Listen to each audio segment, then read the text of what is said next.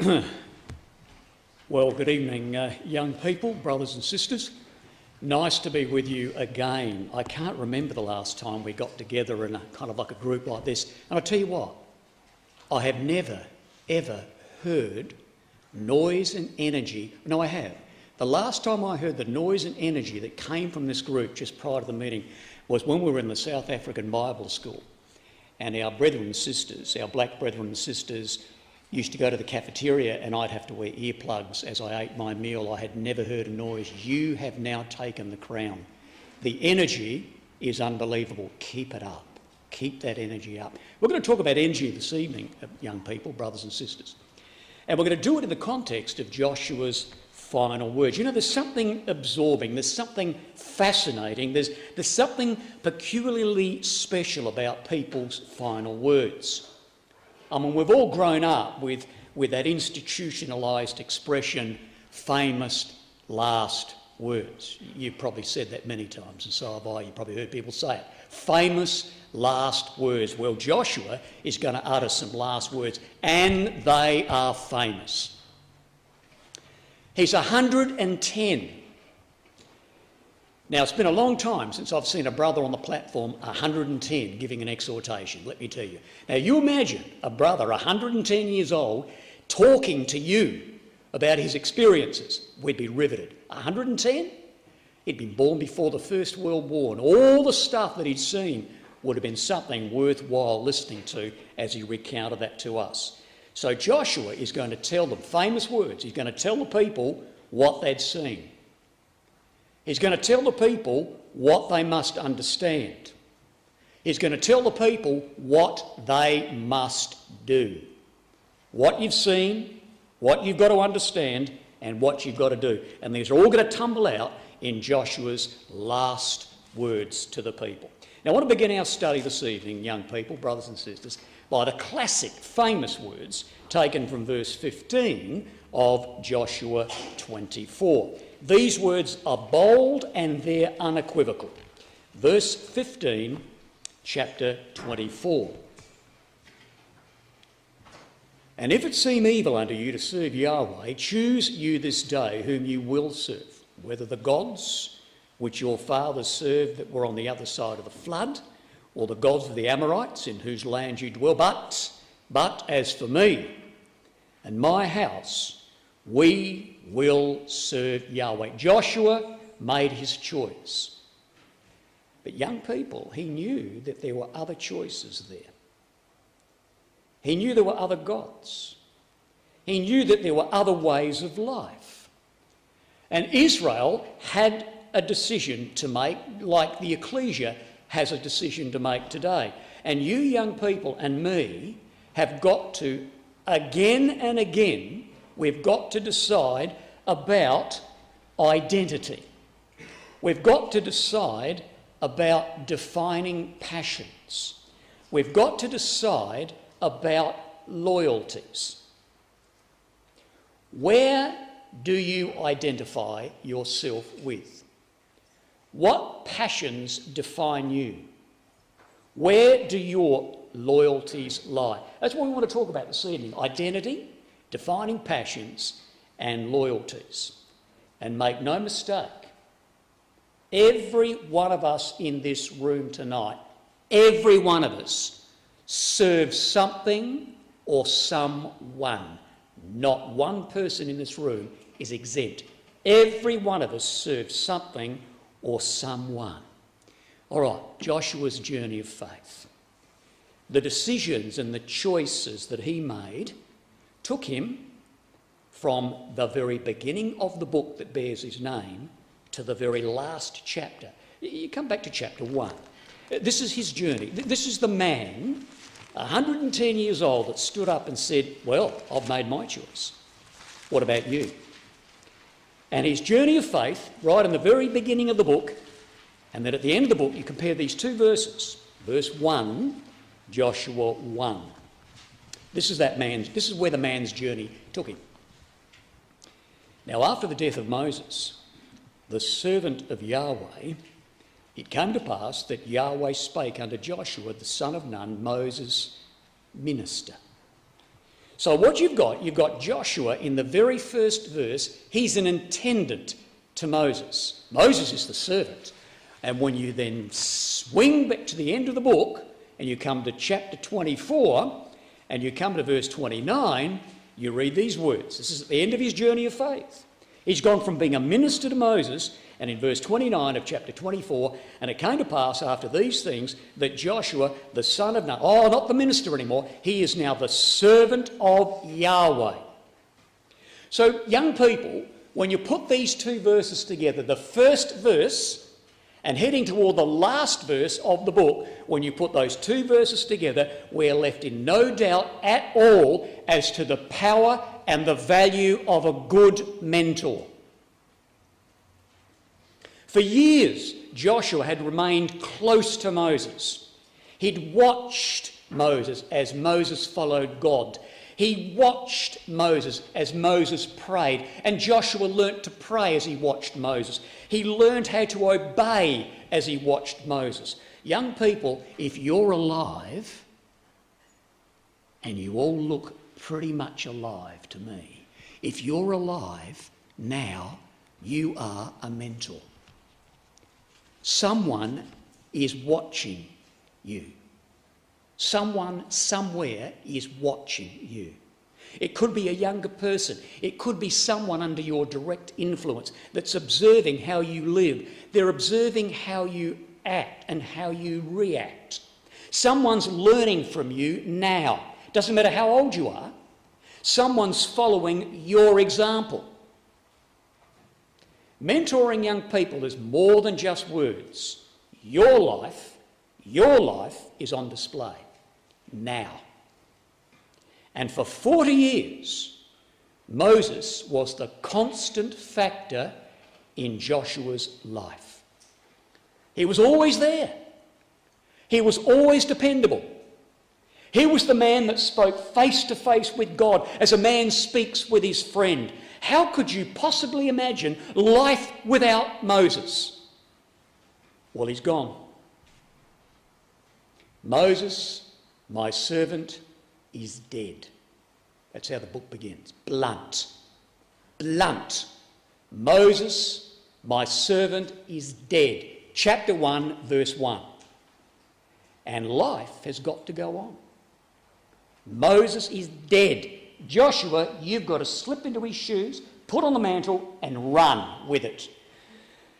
Well, brothers and sisters and young people, Joshua's relationship, he's going to be the next leader, of course he is. Moses, my servant, is dead.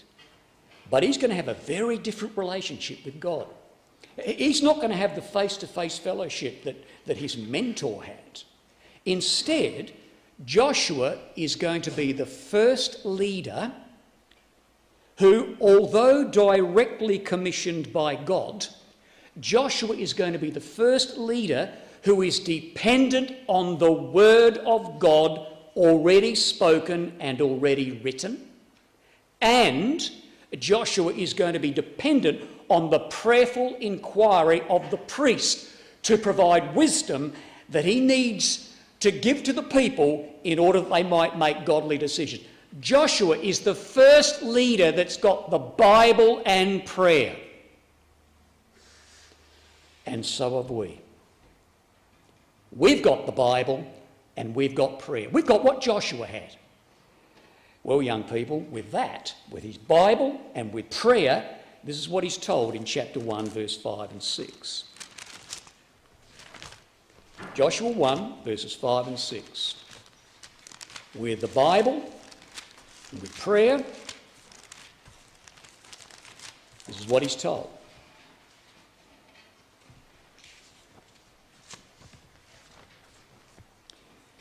There shall not any man be able to stand before thee, Joshua, all the days of thy life. As I was with Moses, so I will be with thee. I will not fail thee, nor forsake thee.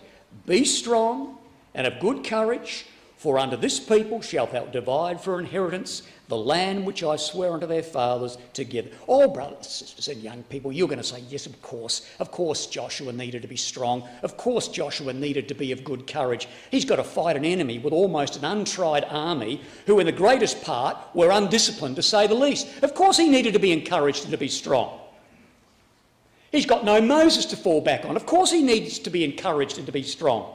He knew only too well the fickleness, the weaknesses of his own ecclesia. Of course he needed to be strong and be told, you be strong and be encouraged. But young people, I want you to note the first time these words are given. And I want you to note that they're given to Israel first. And then Moses swings to Joshua and repeats the same words, but adds a little sentence that's not given to Israel. Now, I want you to just come back a couple of pages to Deuteronomy. This is the first time these words are given, and they're given to the people, but I want you to note the little addition that's given to Joshua. Yes, he needed to be strengthened. Yes, he needed to be strong. He's got all these problems that he's going to have to face. But have a look at Deuteronomy chapter 31. Right? First time these words are used, they were used to the people. Verse 1, Deuteronomy 31. And Moses went and spake these words unto all Israel. Okay, these words are spoken to Israel. Verse 6, Deuteronomy 31. Be strong, be of good courage, fear not, don't be afraid of them. Oh, they're the words spoken to Joshua. Okay. For Yahweh thy God is he that goeth or doeth, he that doth go before thee. He will not fail thee, he will not forsake thee. Now that's to the people. And then verse 7, Moses calls to Joshua. Pulls him over to him, he stares him in the face, he's talking to Joshua. And all these people out there, 2 million or so, there they are all out there, way back there into the distance. And there's these two men facing each other in verse 7. Moses calls Joshua and he says to him, in the sight of all Israel, be strong, that's what's spoken to Israel, be of good courage, for thou must go with this people into the land which Yahweh hath sworn unto their fathers to give them. Thou shalt cause them to inherit. Yahweh, he it is that doth go before thee. He will be with thee. He won't fail thee. He won't forsake thee. Now, they are the words spoken to the people. You think, oh, well, this is repetition. But listen to the last sentence. This was not spoken to Israel. Fear not, neither be dismayed. Do you know what Moses just said to Joshua? Don't be afraid, Joshua, and don't break down. Why would he say that? He's facing each other. People way back there, straining their ears, probably can't hear, but they can see the facial expression. Don't be afraid and don't break down, Moses said to Joshua. Why would he do that? You look at verse 14 of Deuteronomy 31. And Yahweh said unto Moses, behold, thy days approach that thou must die. Call Joshua, go and get him, and present yourselves at the tabernacle of the congregation, that I may give him a charge. And Moses went off. Could you imagine that? Joshua, come over here. God wants to speak to us. God wants to say some things to me in your presence. You're the next leader. So Joshua comes over with Moses and they're standing before God. Why did Moses say, don't be afraid, don't break down? Well, listen to this. There they are, both of them standing there before God. Could you imagine that? Verse 16. And Yahweh said to Moses, Joshua was right next to him, 85 years old. And Yahweh said to Moses, verse 16, behold, thou shalt sleep with thy fathers, and this people will rise up and go a-whoring after other gods of the strangers of the land, whither they go to be among them. And they will forsake me, they'll break my covenant which I have made with them. Then my anger shall be kindled against them. In that day I will forsake them. I will hide my face from them. And Joshua is standing there and he's the next leader. He's saying, give me your shoes, Moses. Give me your coat. I'm ready to go. And I'm listening to this. If I was Joshua, I'm going, I'm not so sure I want this job. Every one of them are going to go whoring after other gods. They're going to forsake me. They're going to forsake me. They're going to break my covenant. And I'm going to turn away from them. And many evils and many troubles are going to befall them. And they're going to say, are not these evils come upon us because our God is not among us? Don't be afraid, Joshua. Don't break down. And you know the theme continues in verse 21. You just turn the page. Verse 21. I want you to note what's said at the end of this verse. A very important link, a very important exhortation. Verse 21. It shall come to pass, when many evils and troubles are befallen them, that this song shall testify against them as a witness, and it shall not be forgotten out of the mouths of their seed. For I know their imagination. I know what they're about to do, even now, before I have brought them into the land which I swear. Now, young people, I hope you're with us on this point, because even now, before I have brought them into the land which I swear. Now, when you read those words, if you were a spiritually minded Israelite at that time, listening to these words, your mind would immediately go back to Abraham. Because the pattern of what has just been said and what's just about to be done was set way, way, way back there in Ur, in the times of Abraham. Now, there's a point about a promise, you see, young people. Now, what's the point? Well, way back there, and that's the link. The land which I swear. Swear? The land? You've got to be thinking Abraham. And that's how it all wraps up. And, of course, it's the end. You see, it's the end of the little dialogue with Moses and Joshua. It ends with taking you back to Abraham. What's the point? The pattern's back there. What's the pattern? The divine summons came to Abraham. Go. Get out. It was a clear command. A command. And Abraham wasn't given a roadmap. Now, there's where you go, Abraham. There's going to be a little stop there. There's you can get some coffee on the way there. You know, there's a well there. There's an eye. No, nothing. Abraham was given a command. No detailed schedule. No explanation as to how it all would happen. The command came, and all Abraham was all that Abraham needed. The promise. Now, young people, here's the pattern. The command and the promise. That's why God sends us back to Abraham. Because now you've got to pick those two things up, command and promise. You've got to pick them up and take them into Moses and take them into Joshua's realm. There's the pattern. The command and the promise running together. Now Joshua receives the command. Cross the Jordan. And there's the promise at the end of verse 21. The land. But Israel failed. And the reason they failed, young people, is the same reason you and I fail to obey God. They didn't really believe the promise. Do you really believe in the promise? Do you really believe Christ is coming? Do you really believe that you will be immortal? Really? They never believed the promise, and therefore they disobeyed. And the two always go together. Young people, disobedience is rooted in distrust. Disobedience is rooted in distrust. Now, could you imagine God coming today and taking 3 or 4 of you young people and just taking you out into the side room, just choosing 3 or 4 of you, right? God says, I want you to come into the side room, I want to talk to you. And you imagine God saying, as he takes 2 or 3 of you in the side room, closes the door, we're all waiting to find out what's going to happen. And he says to you, 2 or 3 that have been singled out, don't be afraid. Don't break down.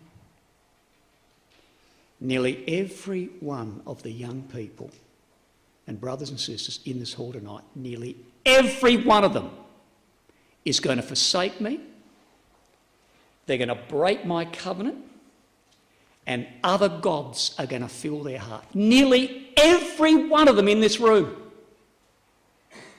And you've just been told that by God. And you say, but one of them's my brother. One of them's my wife. One of them's my closest friend. They're going to forsake me. They're going to break my covenant, and other gods are going to fill their heart.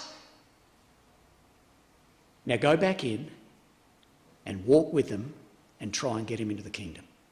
But they're going to leave me. How would you feel? Would it break your heart? I tell you what, young people, my heart would be broken in two. I'd be weeping. I would be so depressed. I would be so despondent. I would break down. Don't break down. Be strong. We can't break down, brothers and sisters and young people. God's got hold of us, and he's telling you and me we've got to face this world with courage. God's got hold of us, and he's telling you and me we've got to show fearless optimism when we work with the challenges that are going to face us in the ecclesia of God. And how do you do that? How do you best do that? How did Joshua do it? How did he do it? When God told him, be strong, don't break down. This is how he did it, brothers and sisters and young people. Joshua 21. How do you keep going? Well, you've got to. God's got hold of us. He says, I'm not going to let you go. Be strong. Joshua 21. This is how you do it. This is how you keep going. This is how you face the world with courage. This is how you face the ecclesia with fearless optimism. Joshua 21. The last 3 verses. Verse 43. And Yahweh gave unto Israel all the land which he sware to give their fathers, and they possessed it and dwelt therein. Verse 44. And Yahweh gave them rest around about, according to all that he sware unto their fathers. And Yahweh delivered all their enemies, the last portion of that verse, into their hand. There failed not aught of any good thing which Yahweh had spoken unto the house of Israel. All of it came to pass. Now we read those words. All of it came to pass. Young people, they got the land, they got rest, they got their enemies. Not one good thing failed. How did it happen? Well, it was all a result of the question that was asked in the first 3 verses of this chapter. You look at the first 3 verses, or the first 2 verses particularly. How do they get the land? How do they get the rest? How do they get their enemies? Verse 1, Joshua 21. Then came near the heads of the fathers of the Levites unto Eleazar the priest, and unto Joshua the son of Nun, and unto the heads of the fathers of the tribes of the children of Israel. And they spake unto them at Shiloh in the land of Canaan, saying, Yahweh commanded by the hand of Moses to give us cities to dwell in, with the suburbs thereof, and our cattle. And verse 3. And the children of Israel gave unto the Levites out of their inheritance at the commandment of Yahweh these cities and these suburbs. How do you get the land? How do you get rest? How do you get your enemies? You get them by 48 Levite cities spread throughout the land. 48 centres where God's word is expounded. Every brother and sister within close proximity to the word of God being administered. 48 Bible class centres. That's how you get the land. That's how you get rest. That's how you get your enemies. That's how you face the world with courage. That's how you face the challenges of the ecclesia. With fearless optimism. With the Bible. And that's what Joshua's got in his hand. And prayer in his heart. You think we're stretching that? That's how you get the land? That's how you get the rest. That's how you get your enemies, by Bible centres. You think we're stretching that? You know, brothers and sisters and young people, the first time Joshua comes into the record, do you know where it is? Do you know where the first time Joshua comes into the record? And it's in the same context as to how you can face this world with courage and the ecclesial challenges with fearless optimism. Do you know when he first comes into the record? Well, it's Exodus 17. Look at the context. Exodus 17. Is it the Bible? Is it God's word that's going to allow us to get the land? Of course it is. Look at the first time Joshua comes into the record. Exodus 17. Look at the context. Here he is, 45 years old or thereabouts. Verse 8. First time we read of Joshua. Exodus 17. Then came Amalek and fought with Israel at Rephidim. And Moses said to Joshua, choose us out men and go out and fight with Amalek. Tomorrow I will stand on the top of a hill with a rod of God in mine hand. This, young people, in the context of the first enemy that went to war with Israel. Now, if you're taking notes, you might like to do a cross-reference to Numbers 24 and verse 20. Because in Numbers 24 and verse 20, it tells us that Amalek was the first nation that went to war with Israel. So in the context of the first nation that went to war with Israel, Joshua was told to take men. But how do you get your enemy, Joshua? How do you do it? Well, verse 17 of Exodus chapter 17. Not verse 17, but rather verse 13 and verse 14. How do you do it, Joshua? Well, verse 13 of Exodus 17. And Joshua discomfited Amalek and his people with the edge of the sword. So he's beaten Amalek. Verse 14. And Yahweh said unto Moses, write this for a memorial in a book and rehearse it in the ears of Joshua. For I will utterly put out of remembrance of Amalek from under heaven. Young people, you get the land, you get rest, you get your enemies by setting up 48 Levite cities, and people are in close proximity to the word. And that's what we're being told here. How do you defeat Amalek eternally? Forever? You rehearse the words of the book in your ears. You set up 48 Bible centres. That, young people, brothers and sisters, is exactly what Joshua was told to do. You know, David was so impressed with these words spoken to Joshua and so impressed with his actions that he copied them. David copied them, just like you and I have got to copy Joshua. You have a look at this, 1 Chronicles 23. David copied what Joshua did. He knew the way to get the land and to get rest and to defeat your enemy. Well, that's what David did in 1 Chronicles 23. You reckon David's mind wasn't with Joshua? The example of Joshua impacted the structure of David's kingdom and his ecclesia. Look at verse 1 of 1 Chronicles 23.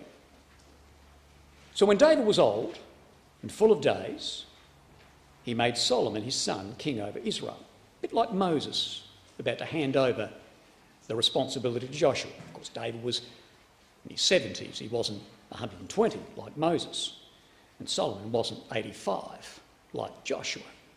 But here he is. He's about to hand over the leadership. And then, young people, you pick up the record and you have a look at verse 27. Was he impacted by Joshua? Oh, yeah. Verse 27. For by the last words of David, the Levites were numbered from 20 years old and above. By the last words of David, and his last words, and you hear echoes of Joshua, he numbers the Levites, not from 30, he numbers them to 20. He drops the age down. David needed a lot more workers. Young people, we do too. David needed a lot more workers, and so do we in the ecclesias of God. We need young people who are not coming in just taking. We need young people who are coming in and giving. We need young people who are 20 who are Levites. Well, here's David, just as in the time of Joshua, when the tabernacle would settle in Shiloh and the Levites would no longer have to carry it. David said this in verse 26 of 1 Chronicles 23. And also unto the Levites, they shall no more carry the tabernacle. That's exactly what Joshua did. Put it in Shiloh, it's now resting. They won't carry the tabernacle, nor any vessels thereof, for the service thereof. And then you see that David is impacted. There's no question about that David is impacted. Because in verse 25, for David said, Yahweh, God of Israel, hath given rest. His mind's with Joshua. Hath given rest unto this people, that they may dwell in Jerusalem. And if you don't think that Joshua is in David's mind, you come and look at 1 Chronicles 28. 1 Chronicles 28.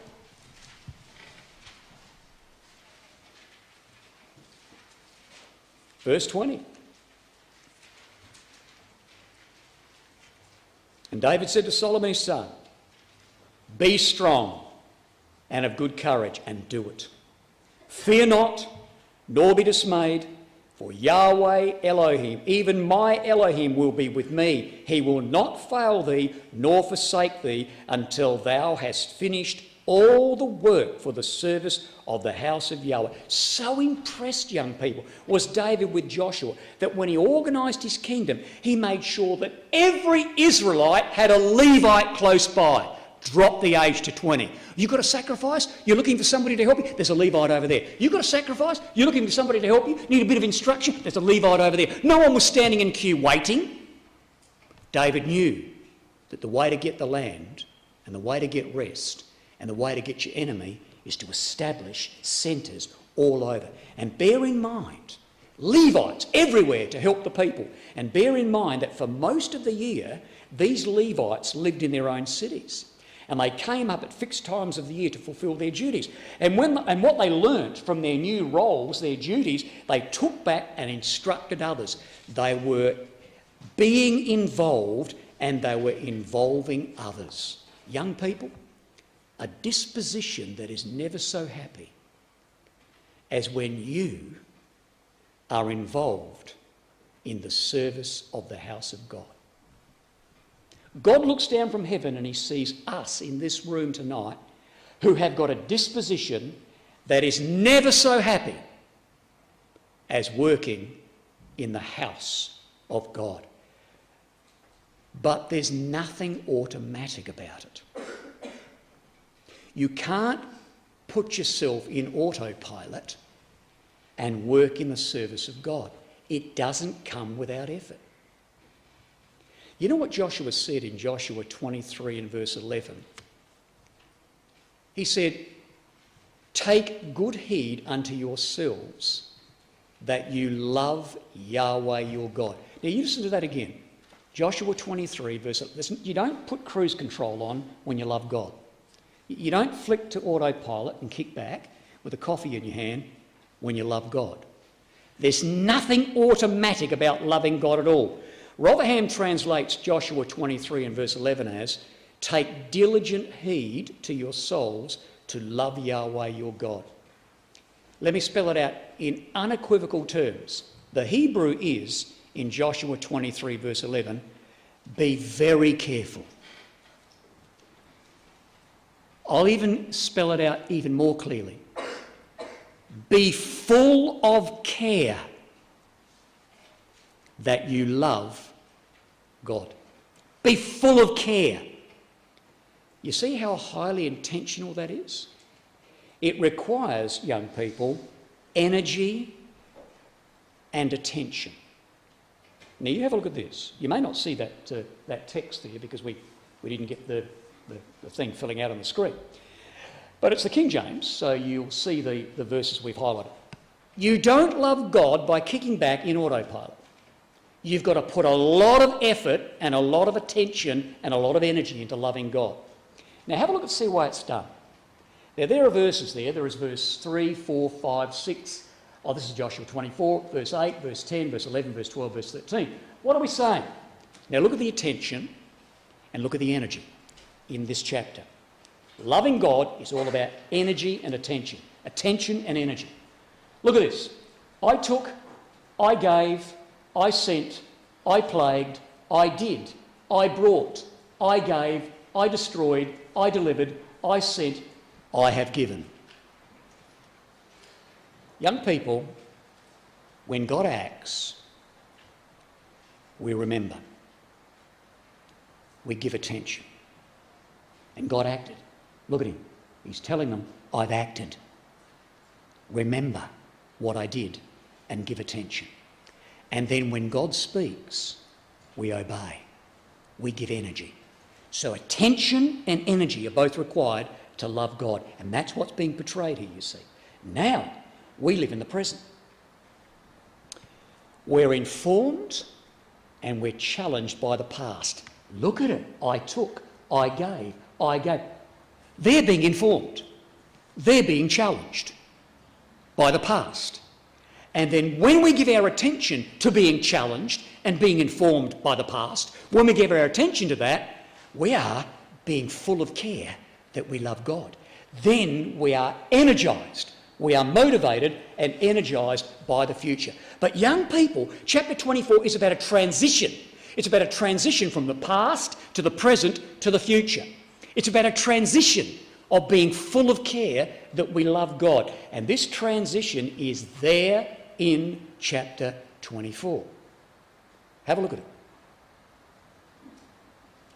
Here's a couple more different verses. Verse 2, verse 3, verse 5, verse 6, verse 7 and verse 8. Now look at this. Look at the transition. You read these words in verse 2. Your fathers, when God acts, we remember. We give attention. Your fathers. And then you notice something interesting. Mixing up their past with their fathers, God pops them in the context. Look at this. In verse 5, I sent Moses also and Aaron, and I plagued Egypt according to all that which I did among them. And afterwards I brought you. Whoops. Verse 6, I brought your fathers out of Egypt, and you came under the sea. You see what God's doing? He's saying, your fathers. I did this with your fathers. And he pops you in there, and with the fathers, and he pops you in there. And then you see, it's all you, and you. Fathers, bit of fathers, bit of you, and then all you. This, young people, is a transition from learning from the past, giving attention when God acts.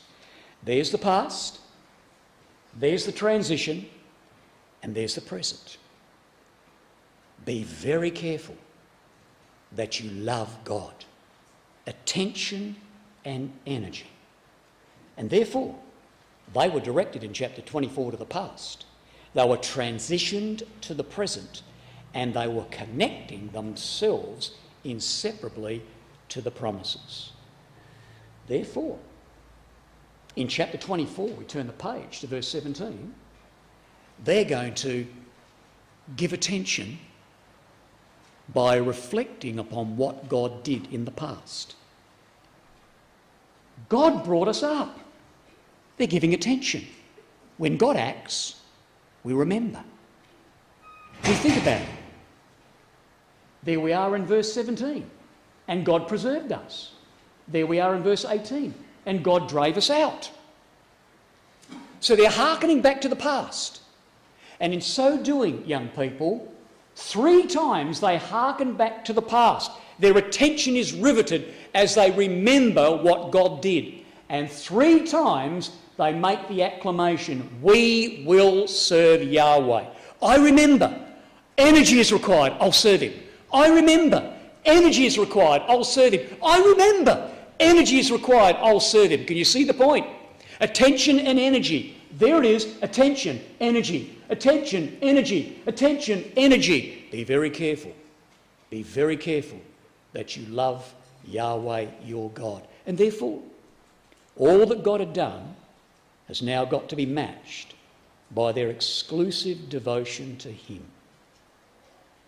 Well, Joshua 23. Here's the challenge to you and me. Have a look at Joshua 23. Attention, energy. When God acts, we remember. When God speaks, we obey. Well, they did it 3 times. Now let's have a look at Joshua 23. Here's their challenge, and here's the challenge to you and me. Joshua 23, verses 6 through 7. Be ye therefore very courageous to keep and to do all that is written in the book of the law of Moses, that ye turn not aside therefrom to the right hand or the left, that ye come not among these nations, these that remain among you, neither make mention of the name of their gods. Don't swear by them, don't serve them, don't bow yourselves down to them. You listen to those words. Don't mention their gods. Don't swear by those gods. Don't serve those gods, and don't fall down. Young people, that detail is strikingly specific. The decline in the spiritual health of the people can all be traced back to this basic cause. Whether it was the times of the judges, whether it was the division of the kingdom, whether it was the fall of the northern kingdom by Assyria, whether it was the collapse of Judah and Jerusalem by the Babylonians, the story was all the same. Mixing with people around them, always predisposed Israel to idolatry and the immorality that inevitably followed. Now here's a question. Here's a question to you all here tonight.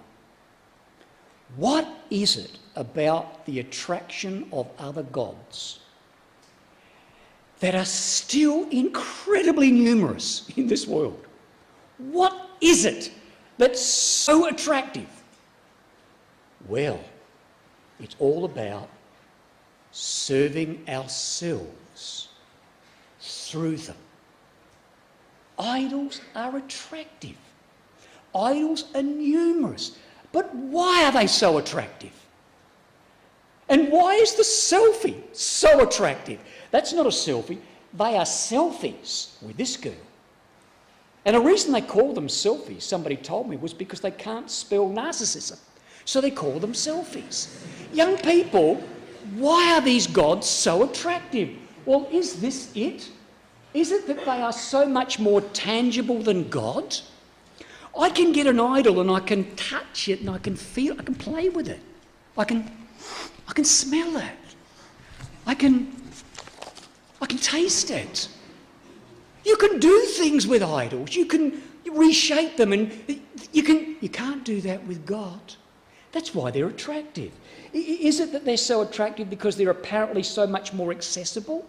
I can get in the car and make a 1-hour journey and be among all my idols. I can get in a plane and go for 12 hours and be among another pile of idols. I can turn a page on a book and be among the idols. I can flick the remote control and be among my idols. They're just so accessible. They seem to be more accessible than God. They're easy to influence, our idols, and then pay them off. Thanks. Finished with you. Don't need you anymore. There's $10. Easy. You can't do that with God. And here it is. Idols are far less demanding than the God of truth and righteousness. But I tell you what, young people, I tell you what, this is all about identity. This is all about defining passions. This is all about loyalties. And idols can't do a thing for us. All they ultimately do is to mock us because they're products of our own imagination. We make them. We throw them away. We pay them off. They're in here. And all they do in the end is they mock us. Yahweh said through Joshua, choose this day whom you will serve. Would anyone believe in idols if they didn't offer some comfort or provide some help? Would they? No way. Of course they wouldn't. Idols do offer comfort. Idols do provide some help for us when we're in different vicissitudes of our life. We make them so they are adaptable to our needs for the moment. Would anyone believe? Of course they wouldn't. Of course they comfort us. Of course they provide some help. But in the end, they mock us. Here's a question to you. Do you really want to go out on a limb, really, and let God be the ultimate authority in your life? Do you? Young people, do you actually want to give the control of your life to an authority outside of yourself? Oh, that gives this world the creeps. Could you know that? This world says, you, self, you. Don't you give anyone outside of your life authority over you. That's the world we live in. That's the challenge. Now, I'm going to ask you a couple of questions, a couple of personal questions. Are you prepared, young people, to ask God to guide you into a suitable career? Oh, you know what you want to do. Some of you have made the choice. Did you ask God? Did you really? Hand it over to God and say, I'm going to go into the workforce for a long, long time. It's going to impact on my life, the environment that I'm going to. I want you to direct me and look for God's direction. Do you want to ask God to do? Are you willing, young people, to put your future into God's hands and ask him if you should marry? And if so, whom you should marry? Or is it your choice, totally yours? Are you happy to ask God for wisdom as to where you should live? And for those of us who are not baptised, have you asked God whether he wants you now to act? You see, young people, it's all about putting your trust and your commitment and your life into God's hands. God has a divine plan. It's going to happen. So does it really matter about the deportment he uses to bring that work? Joshua, do you really have to be strong? Joshua, do you really have to say to Joshua, I don't care if you're weak, I don't care if you're a sickly little person, I don't care if you're old and crippled, I don't care. No, it does care. God is very concerned. God is not indifferent to the servants who go about carrying out his work. And if someone over there lacks the courage, then God will pick someone over there. And God's saying to you, young people, be strong. Don't break down. And if you won't, will you? Will you? Will you be strong and don't break down? That may turn their back on God and that may fill their hearts with idols and go whoring after other gods. Whoa, young people, God is not indifferent. And therefore, God challenged Joshua. And as we finish our study, God challenges you and me. Paul in 1 Corinthians 16 and verse 13, stand fast. Quit you like men, be strong. Paul says to the Ephesians in Ephesians 6 and verse 10, finally, my brethren, be strong in the Lord and the power of his might. Young people, faith does not fear, then give up. Young people, faith underestimate the enemy and then relax. Young people, faith watches and faith prays. Moses, my servant, dead. They were the first words spoken to Joshua in the book that bears his name. God said, Moses, my servant, is dead. He did not say, now Joshua, take time to settle in as the new leader. He did say, Joshua, win the confidence of the people gradually. He did not say, too demanding just yet. On the contrary, there's a command to get ready to cross the Jordan, and you've got 6 months to do it. The day has been a long time coming, brethren and sisters, young people. And when it does, there will be for delay.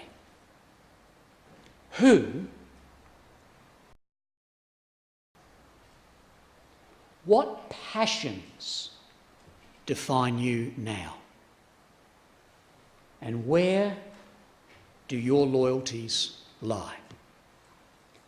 As for me and my house, and there's no record of Joshua's wife or Joshua's children.